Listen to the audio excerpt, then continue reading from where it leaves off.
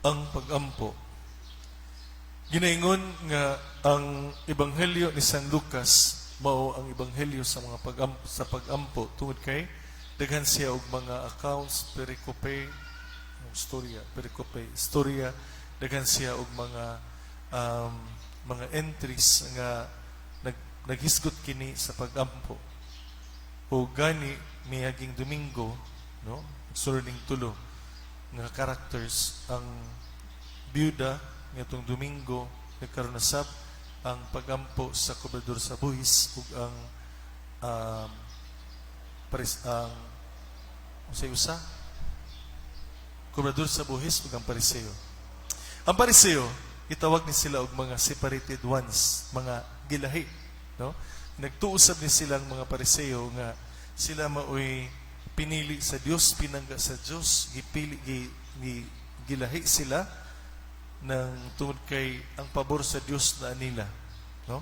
Pero sa istorya, sa history sa ilang kanang as nang isip usa ka katilingban, nahimo sila nga lahi, nahimo sang separated tungod sa mga panghitabo nga dili malikayan.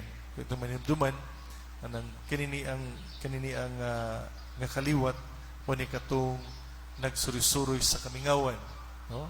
Naglakaw sa wilderness kay gipalayas man sila, no, sa Israel unya gipramisan sila sa Ginoo nga hatagan sila og kaluwasan, hatagan sila og total independence.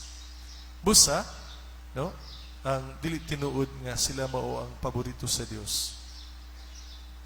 Ang mga Kobrador sa Buhis, no? Mga Kobrador sa Buhis mao ni sila mga giila nga makasala sa katilingban. Okay, so mobalik tangad to sa pagampo. Ang pagampo mo'y atong pakikiusa sa Dios, no? Dili ta makaingon nga kita nang makaistorya sa Dios unless nakabalot ang moampo. So sa magani nga, unsa man nga pagampo?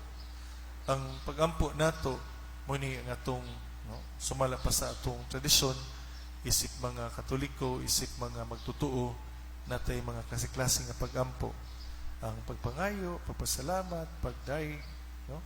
Muna sa mga klase-klase nga pagampo nga sama sa gitudlo ni Jesus, no? Sa diha nga nakita nila sa mga apostoles nga nagampo ang mga sumusunod ni San Juan Bautista, sila usab naghangyo kang Jesus nga tudluan po sila sa pagampo.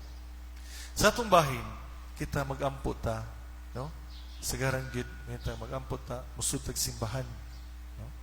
Kinumdum lang ko diyo sa kay gayon nga kanang kay ganahan magyud ko nga musimba, kung makaigayon ko mangita jud ko og simbahan dili kay daghang tao para makasimba. Yeah. One time ni ngadto ko sa Basak, yeah, Mandawi ng sa Fatima na sa pultahan, no? Siguro pwede na siguro na ito ibalik ka ng Hunawan parang sa holy water ba, no? Kay mo nang ginanaandan ng mga katigwangan. So nay akong gisundan kan nanulod niya duha man kabuok kana galing kanang tubig holy water. So ang tanang gyud manulod pulos gyud mohikap dito niya manguros. Hikap, mangurus. Sa kusab, hikap ko para ko. Ay, pa may sulod. Pero tigyong ugaha. Hinay tiguan, isunod na ako. Nang, uga, way sud. Yung tiguan, bot ka. Di ba? Naanda, no? No? Karang bisag wa pa ni sud. Ala, kau at ikaw hat niya. Natong diya sa kuno sa katao nga, ni Simbay nga. Musimba sa kuno Katoliko, no? Sus kay ingon man kinabatian man niya nga ako ni kaon sa moto pagsimba niya nang awahi naman siya pagsulod niya may nakita niya paana niya, uy, sabaw naman lang nahabilin, lubog pagyod. Kinasay ba tungod kay lain-lain motong gi hunong siya during the COVID time kay dili pwede kay ang tanan man mohikap, no? So muna siya na pagsulod nato muna atong naandan gyud muna common gyud nga kanang ritual nato ning simbahan na mga rus nga inigabot sa lingkuranan na buluhod nga dayon magampo ta, no? So mo gyud o gini kasagaran ganito nga ritual. Now, sa content sa pagampo, nagitagaan kita nindot kayo nga example, opposite kayo. Ang usa puno siyang kaugalingon. Uli nakitaan ko di ang kaugalingon lamang nga mas angat siya sa uban, mas limpyo siya sa uban, mas maayo siya sa uban. Whereas ang usa pod nagampo nagpamukpok siyang dughan nga di gani makatan-aw tungod kay usa siya nga makasasala. So ang usa mapahitason, ang usa mapabsanon. Ang usa hilason. Hilason. Ang usa usab kanagaling simplehon. No. Sa katapusan, take note ha, nga kining Pariseo mo ni sila'y mga taas og mga posisyon sa katilingban. Unya klaro kaayo diretso gud pagsaway ni Jesus nga kinsa may gikahimutan sa Dios. Gikahimutan sa Dios ang kubrador sa buhis. Niya hinamduman nato ang ilang description nga kining kubrador sa buhis, kining mga kanang mga masakiton, kining mga makasala, mga kanang wala ni pabor gikan sa Dios. No? So sila nga nagsunod gyud sa balaod sa Dios, sila ang pinangga sa Dios. Now, opposite ang giingon ni Jesus. Now, kumato ta sa pagampo, ang pagpaubos mauni ang mga tao, mapabsanon nga tao, nagpaubos nga tao, mauni sila ang naghatag og higayon nga makaila sila sa kaugalingon. Kaya kung atog yung tanaw, no? Kung atog yung atong siksikon, atog yung kanagaling tinudon sa pag-ukay, no? Makayang kita sa kaugalingon nga kanagaling wala kita diri sa taas, naa kita sa ubos. Kaya nga naman, kay tungod kay nakasala, nagit tay sala, nasa tay mga kasaypanan, nagit tay mga gibuhat nga wala gyud kahimot isa Dios. Ug mauni ni Asiya ang hinungdan ngano ang pabor sa Dios para nini mga tawhana. Confession, ang pagkumpisal, mao ang timailhan usab nga kita nagpaubos. Nangayo ta sa pasaylo sa Dios. Ang pagpangayo sa pagpasaylo maoy usa ka senyales nga kita nagpaubos. Diba? Kung natay kaaway, no? Natay igsuon, natay gingon sila nga ang pagpaubos o ang pagpangayo pasaylo dili lang pag-angkon nga kita nakasala, kundi mas gitagatog importansya ang gugma kaysa kasuko. Mas gitagatog importansya ang relasyon kaysa pagpataas.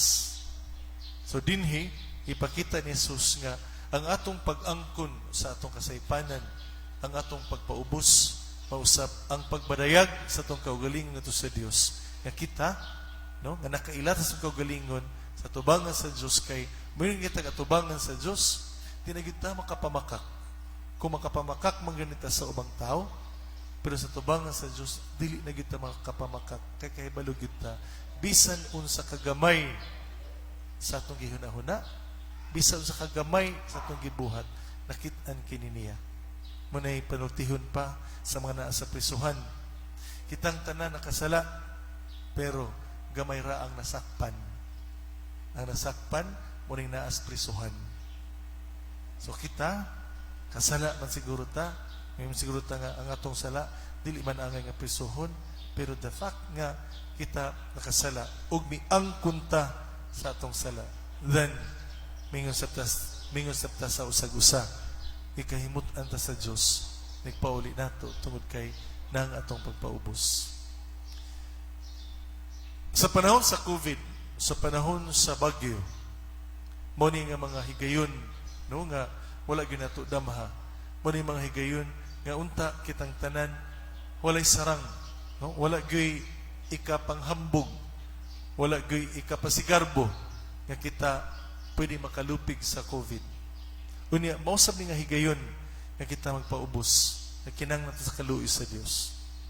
Pero mausab ning higayon na nga daghan kayo ang nagpataas, no? Daghan kaayo nga kanagaling nanlupig,